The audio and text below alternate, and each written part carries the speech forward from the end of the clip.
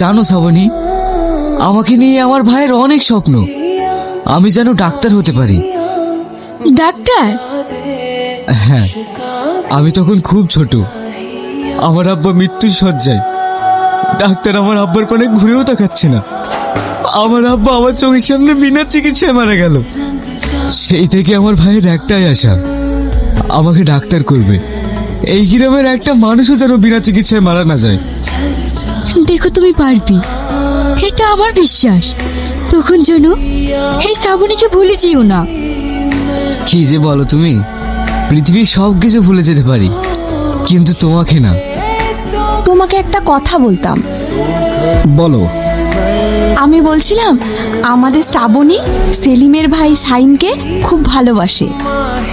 ওই চাষার ভাইকে, যার আঁকা চুলো নেই, তার ভাইকে তোমার মেয়ে ভালোবাসে? ছি ছি ছি ছি ছি। আমার মান সম্মান কিচ্ছু রাখলো না। তুমি বুঝতে পারছো না, ছেলেটা কিন্তু পড়াশোনায় খুব ভালো, চাকরি পেতে পারে। চাকরি? চাকরি পথে পড়ে আছে তো। কত ভালো ভালো ছেলে গোড় খেয়ে বেড়াচ্ছে, আর ওই চাষার ভাই পাবে চাকরি। ওই নামটাই বাড়িতে উচ্চারণ করবে না। ভাই, ভাবি, আমি মেডিকেলে ফার্স্ট হয়েছি। ভাই, এবার তোমার স্বপ্ন পূরণের পালা।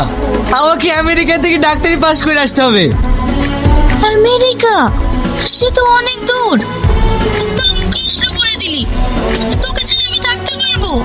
পল্লবী, ওকে বড় হতে হবে না, সারা জীবন তোমার আঁচলে বেঁধে রাখলে চলবে? ওকে 10 জনে 1 জন হতে হবে। বল, বিলেত যেতে ক টাকা লাগবে? তা জেনে তুমি কি করবে? ওখানে যাওয়া আমাদের মতো লোকের সম্ভব নয়।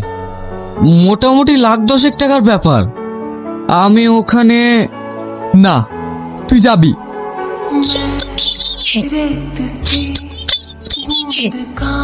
পল্লবী, আমার আবাদে যে 2 বিঘা জমি আছে, সেটা না হয় বিক্রি করে দেবো। ভাই, ওই জমিটা বিক্রি করে দিলে তোমার চলবে কি করে? তুমি খাবে কি? ও তোকে চিন্তা করতে হবে না। তুই যখন ডাক্তার হয়ে আসবি, তখন ওরকম জমি অনেক কিনতে পারবো। তুই যখন বিলেত ফিরত ডাক্তার হয়ে গ্রামে আসবি, তখন গর্বে আমার বুকটা এত বড় হয়ে যাবে। তোকে যেতেই হবে। ওগো, শুনছো? কি বলো? তুমি যাকে চাষার ভাই বলে অবহেলা করেছিলে, সেই শাইন আজকে বিলেত ফেরত ডাক্তার হয়ে বাড়ি আসছে। হ্যাঁ, এ তুমি কি বলছো? শ্রাবণী, এই শ্রাবণী। কিছু বলবে আব্বু? শাহিন নাকি?